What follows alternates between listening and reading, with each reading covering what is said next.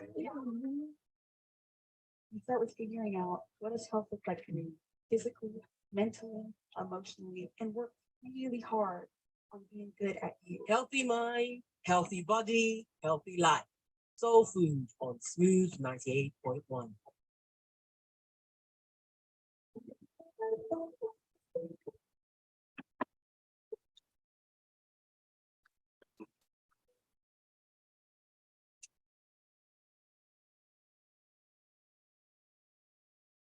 Love music and love life. We are Smooth 98.1, 1 minute past 8 o'clock.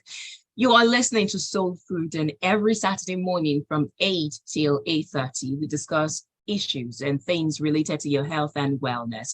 Today, we would like to educate you on the topic of dyslexia because the month of October, like I mentioned earlier, is International Dyslexia Month, and the aim is to raise awareness about the condition, how you can diagnose it, how it can be managed, what it does to an individual, the risk factors, the severity, and many other things involved. And so we want you to be balanced in your education of the topic. And to do that, we always bring an expert because we would like you to have the best of the information. But before I tell you who my guest is, you can have the first-hand information if you go to our YouTube channel. That is youtube.com/smooth981FM Lagos. That allows you to see our faces. It allows you to share the stream with someone. It allows you to save it so that you can go back to it later on. And of course, you can drop your questions, your comments, and your take in the chat option. So you can use the live chat option and we will take them. Then there is a WhatsApp line as well where you can drop your comments 0809-444-0981. Again, 0809-444-0981. And of course, the call line is 01448-9981. I see the phone line ringing. I'm not sure why now because we're yet to get started on the discussion. But like I mentioned, we have an expert who is joining us, someone who is quite passionate, that I'm about to understand how she came into this passionate advocacy for dyslexia. I'm referring to the managing director of Dyslexia Nigeria, and that is Dr. Adrian Tikolu. Good morning.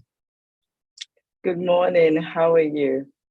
I am well, thank you. And thank you for being my guest this morning. Thank you for having me. So before we go to the basics and understanding what dyslexia is, I am curious how you got onto this path. Why dyslexia? How did you come into the advocacy of it? Awesome. Thank you. So I'm an educator. I've been an educator for about 40 years. And in the span of that time, I've also run a school. And I have come across several children that are quite smart and have had difficulty with reading and learning, and I couldn't understand it. There was a particular boy that came up to me some time ago and said, Mrs. Nicolo, would I ever be able to learn to read? And that really got me because I know he was very smart. He was very good with his hands. He could do so many things, but he just had difficulty reading. And so I just started doing my investigation and research. How can I help this child and others? And I started the journey of dyslexia. So I started reading up and then going abroad, taking trainings and coming back. And my first point of contact was reading recovery. And I started using reading recovery with this child. And the difference was just phenomenal. And I just wondered how just tweaking things a little bit could make such a difference. So of course I started, working with a small group of children, and the result was remarkable. And then I'll tell other school owners, this is what I did, this is what I did. And then I started getting a lot of people coming to say, what should I do? How should I do this? And I thought, look, I need to go beyond just this, my small sphere. And that was basically what really led to the start of Dyslexia Nigeria. Thank you for heeding that call and deciding to start something that is way beyond you. So let's somebody understand exactly what this life-altering tongue twister of a word is. What is dyslexia? Well, thank you. Let me break down the word first. So it's a Latin word and it's of two parts, dys and lexia. Dys meaning difficulty with, and lexia means words. So it's basically difficulty with words. It's not such a huge word after all. So dyslexia is a neurobiological inheritance. And I say neurobiological because it has something to do with the way the brain is processing something. So neurobiological inheritance that can affect the skills for reading, writing, spelling, basically language processing. But not just that, it also comes with some strengths, even though we talk about the difficulty a lot more than the strengths. So it's a language processing issue that can affect all the skills required for acquiring reading, writing, spelling, comprehension skills. Thank you. Now, you have mentioned that it is language processing. So I want to assume that if we're looking at the signs and symptoms, it definitely manifests itself in difficulty reading. Absolutely. Speech, reading, writing, so all the ways we express language. Now, the question is, how do you spot these things? How are you sure that it's dyslexia? It's not something else in a child, especially when you have them saying, it's possible that a parent thinks you're just being slow or you are not being sharp, in quotes, not being intelligent. So what are the other telltale things that can make you know that this is something that requires the diagnosis of an expert and then leading to the diagnosis? Okay, so first thing actually is dyslexia does not affect intelligence. And so you find that a dyslexic child or person has average to high intelligence. So you're wondering, this child is quite smart, very good, communicating, good with his hands, good with sports, music, and so many other things. But he's finding difficulty with reading and language. And sometimes that's the first pointer, because dyslexia manifests as a difficulty, like I said, with reading. But you can also see the signs much earlier. Dyslexia is inherited. It means it's with you from the day you were born. Okay, so you've gotten the genes from your parents or your grandparents somewhere. And so some of the signs are much earlier, even before you start to learn to read. Like you would find a child having difficulty with rhyming, just, the nursery rhymes, and he has difficulty with rhyming words. He would have difficulty with acquiring the alphabet, learning the alphabet. So his ABCs and then the sounds of the alphabet will be difficult. Now, you would expect that he'll be able to do that because it's quite smart as a child, but then he would have difficulty with his alphabet. He would also have difficulty with his handedness. So today, he might use his right hand, tomorrow he might use his left hand. It's like it's confused. Which hand should I use when writing? So sometimes you find that before they learn to read at all. Also, you'd find that they don't like anything to do with books. They don't mind if you read to them, but they're not interested in picking up a book and reading it or looking at the pictures. They want to do something else, dismantle your phone, probably break up a toy car or something. So those are some of the early signs. And then some of them have delayed speech because dyslexia does affect language. So sometimes you have delayed speech and the child isn't speaking. It's 2 years old, you're getting worried. It's probably even getting to 3 and a few words and they're all mumbled up. So eventually he gets onto speaking, but he has a delayed speech. So those are the early signs. And then from there, you get into when he's in nursery, when you really expect that he has the desire to hold a pen and write. Usually they don't like to write, come and hold your pencil, write this. And he doesn't want to have anything to do with that. He's still having difficulty with his alphabet, still ambidextrous, not sure which-handedness. And that goes on for a while, but you really don't know anything other than that. But when you get to beginning to put the sounds together, so you have the sound for cat as k, a. So he now knows the sounds, but then put the sounds together, what we call blending, then that becomes a problem. So he would learn k, a, t, and then he would say bag, for instance. It would just have difficulty blending the sounds together. And then once he's been able to do that, and that can take some time, longer than other children that don't seem to have a difficulty. Then you would find that he has difficulty saying the words and reading, with a speed that allows for comprehension. So his reading would be choppy. He would be very slow. It would take his time. And at the end of the day, say in primary one, when you expect that he has read a sentence, now tell me what's the meaning? What have you read? He won't remember because then comprehension would become a problem. So these problems can carry on usually with spelling. Spelling, they can invert their letters, they can invert words. So he could read a word like saw on the page, and the next page he'll read it as was. He would just invert the entire word. Sometimes he would have tracking problems.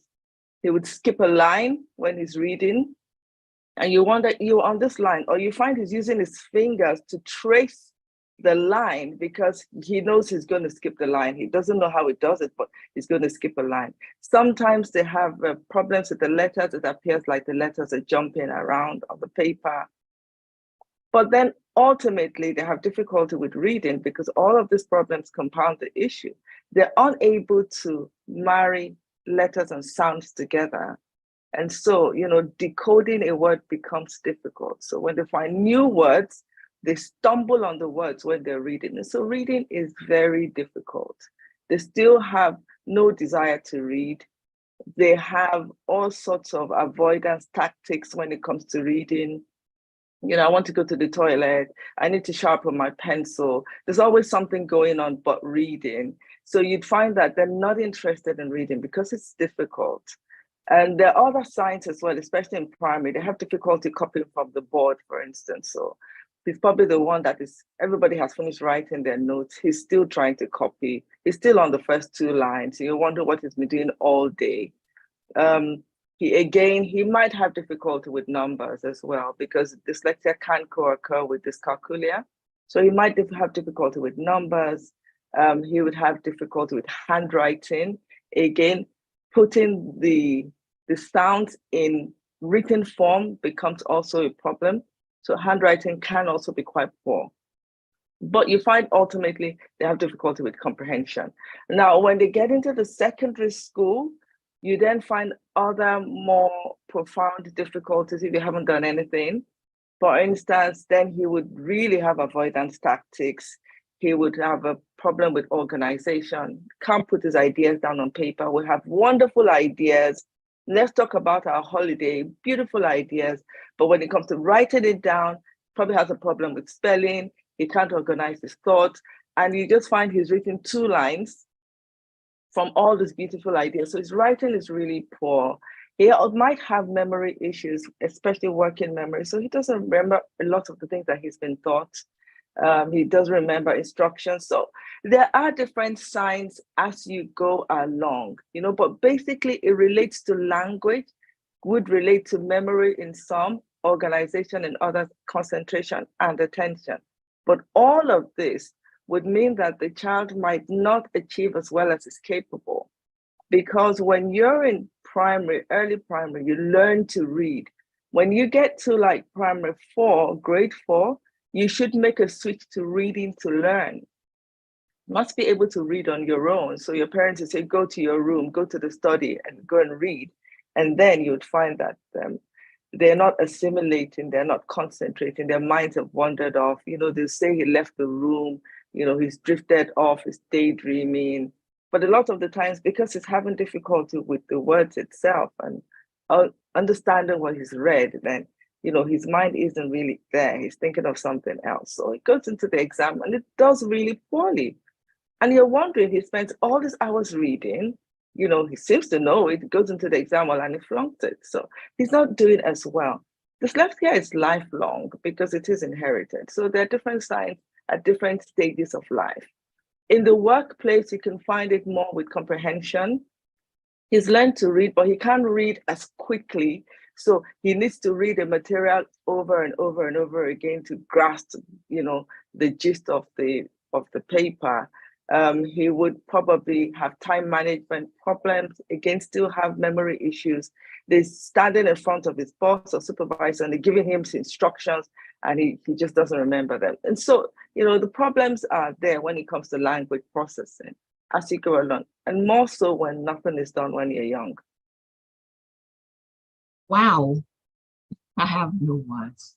I mean, I'm hearing all of those and I'm thinking of a parent who is so confused, who has no idea what is going on with the child, or maybe an educator, a teacher who has tried and tried and is just frustrated, or maybe a religious person who thinks, are you possessed or are you just Absolutely. dull or is something wrong?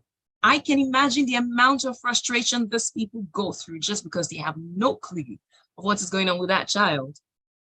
And you Now, want to imagine the frustration with the child.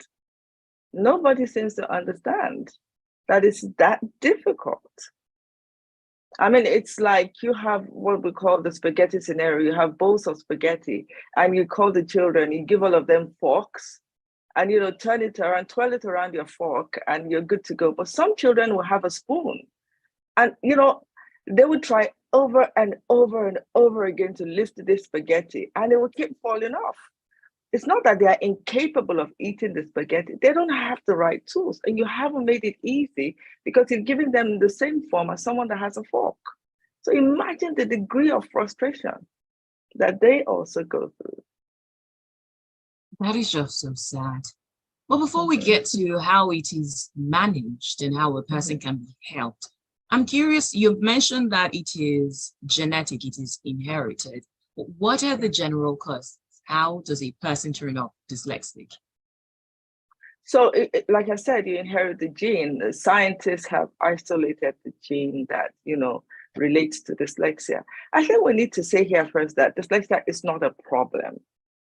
It's a difference. And like we're all different as human beings, the way we look, the way our hair texture is, our eye color, we inherit those genes. It's just a difference, it's a variation in the population.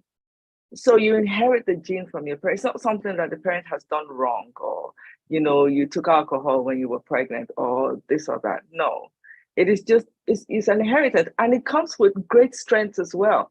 So what you don't have with language processing or the difficulty, you make up for in other areas. And that's the beauty of specific learning difficulties, is that you might have difficulty in an area, but specific strengths in other areas as well.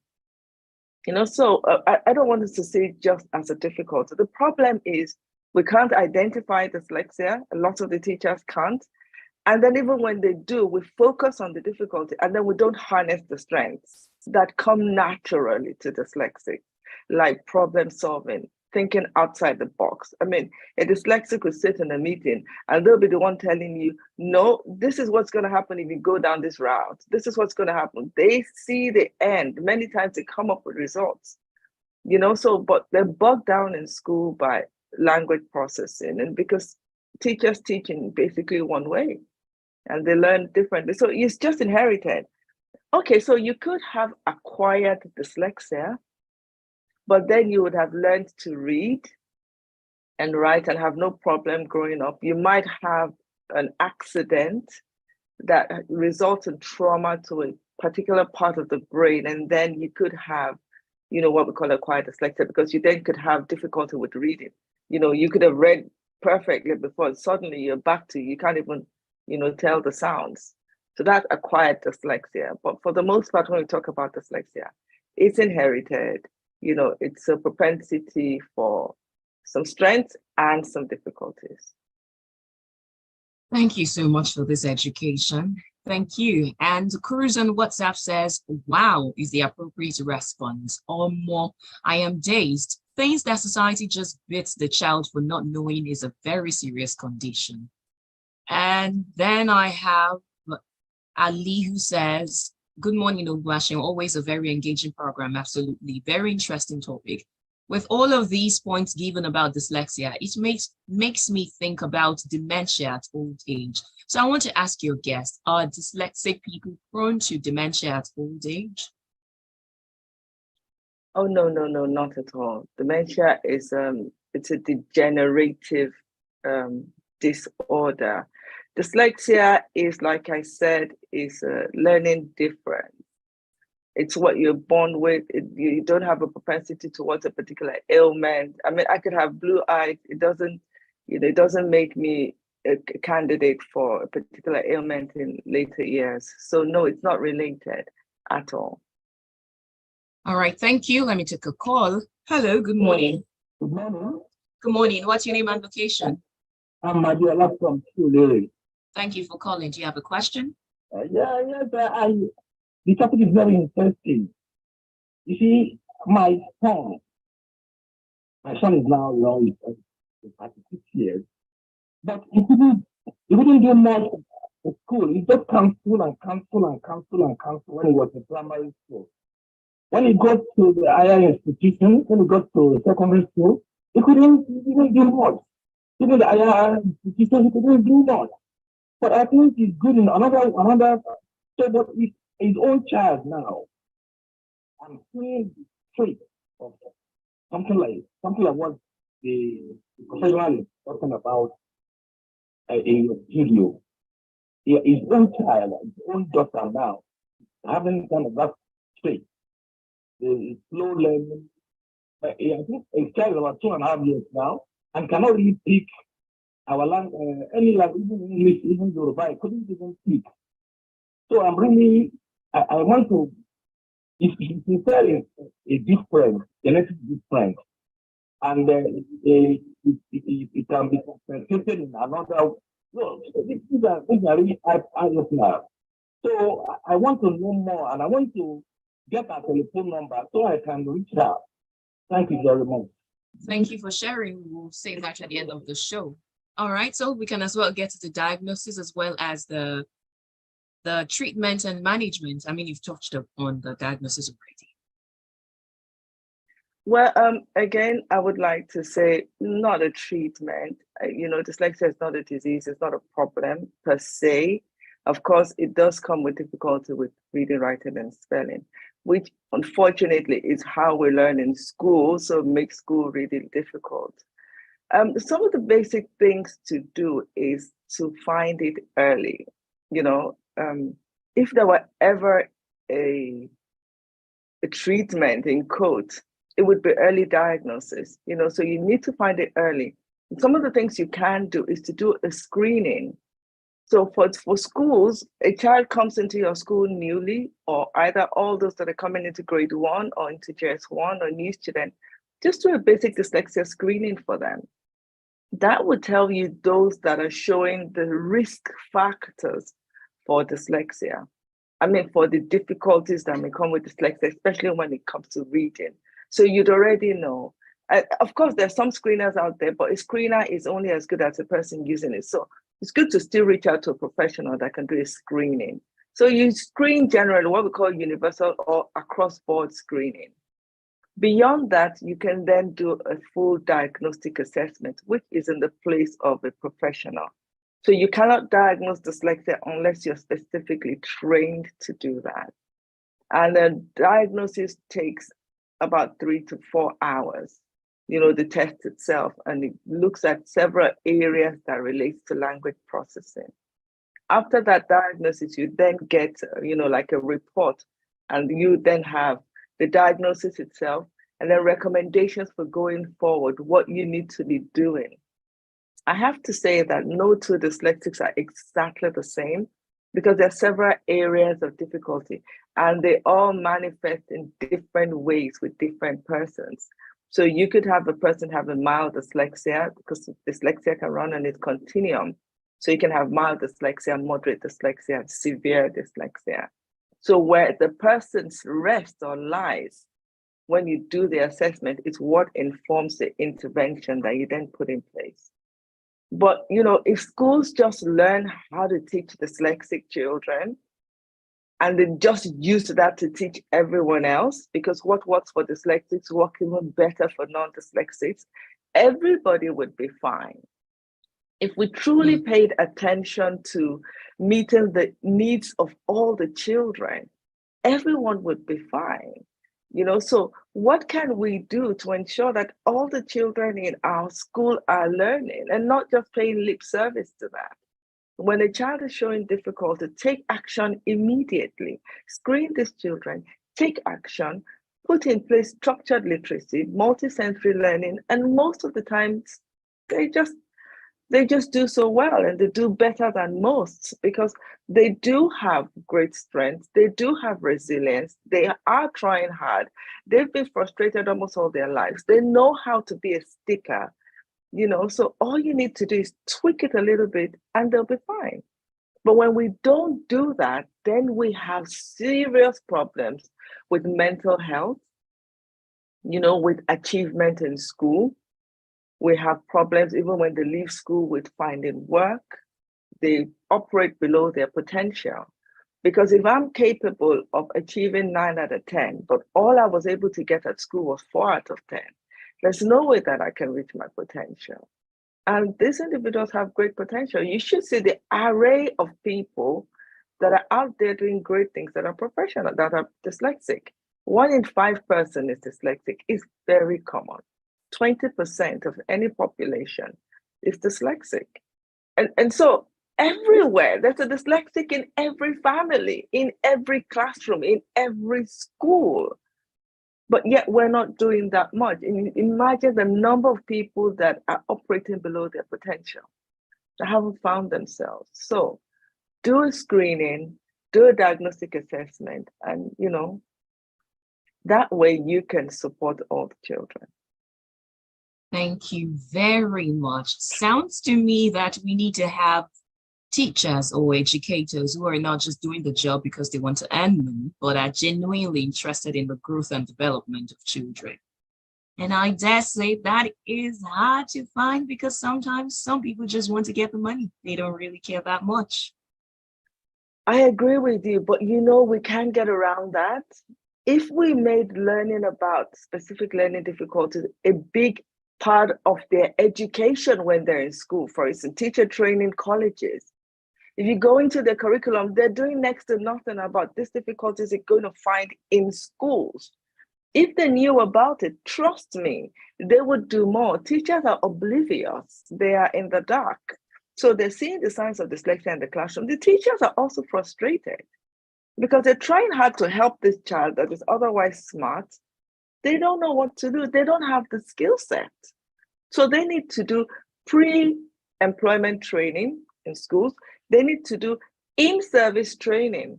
Once they get into schools as well, schools must put money to training their teachers so they can deliver on the promise to the child and the parent, and ultimately to society.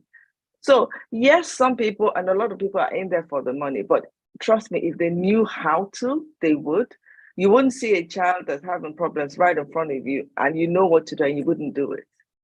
Half the time is because, they don't know what to do. This one must be an olodo. He's just lazy. He's just playful. His parents give him too much, or all he likes is food or cartoons. You just comfortably label the child and put him aside. And you lock away that potential that society needs. Thank you. Going go ahead, forward, please. Yeah, sorry. I was just going to say, if you look at what we need for the future, the skills we needed for work for the future, creativity, innovation, all of these skills that come natural to the dyslexic person, thinking outside the box, look at artificial intelligence, it's all creativity, it's all innovation. And these people have it naturally, and yet we're letting schools bog them down. I'm sorry, I get too passionate sometimes, but let me let you. That is totally fine. I mean, we appreciate this amount of understanding you've given to us on the topic. And on WhatsApp, William says, my son is dyslexic and I only found out from Google after feeling helpless. After much reading, I think I'm doing a good job managing him. Nice topic. Thanks always. Thank you for sharing that, William. And like your passion, I think you have another education session coming up, your conference, what's it called? Dialogue, I think. Yes. Thank you so much. So the third Africa Dyslexia Dialogue will be coming up next Saturday via Zoom. Everyone can join. It's free, it's a weekend, and it's virtual. So it's an opportunity to just learn so much more about dyslexia. We have experts from all over the world speaking. And I'm sure that a lot of people will get to learn so much more. So yes, thank you for that. Thank you, Dr. Adrian. It's been my pleasure, and of course that of the listeners as well, for taking the time to educate us on something that is so common and so underdiagnosed, I think, because many people see it, but they don't know what it is. Now, for people to catch up more on what you do and check you out on social media, where do they go to? Thanks so much. On Instagram, Facebook at Dyslexia Nigeria, on our website, www.dyslexianigeria.com. And there they can get all our WhatsApp numbers, our phone numbers, and other contact details. All right, Our thank center is you. in Lekki. Thank you so much. Thank you, Dr. Adrian. It's been so wonderful. And again, thank you for being our guest this morning. I guess some other time we could have another part of this conversation. The education never stops, really. So absolutely. Maybe. I'd love to. Thank you so much for having me. Thank you. And do have a lovely morning. And you too. Take care. Bye.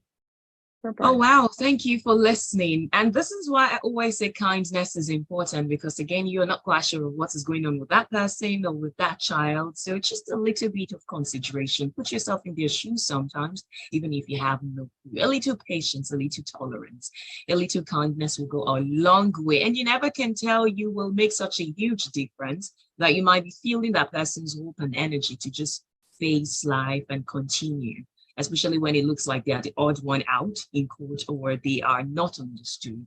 So please, in whatever ways that you can, spread kindness. And most importantly, I hope that you on your own experience kindness so that you can give it out and share it as well. You have been listening to Soul Food on Smooth 98.1, and my guest has been Dr. Adrian Tikolu. She is the Managing Director of Dyslexia Nigeria. We're going to break, and when we come back, as is our fashion on Saturdays, 8:40, the children will be joining us on Curious Minds for them to spell and win themselves goodie bags from our sponsors. This is Smooth 90.1. Thank you. I mean, I can't thank you enough. It was so good. Thank you very much. Thank you so much. Take care then.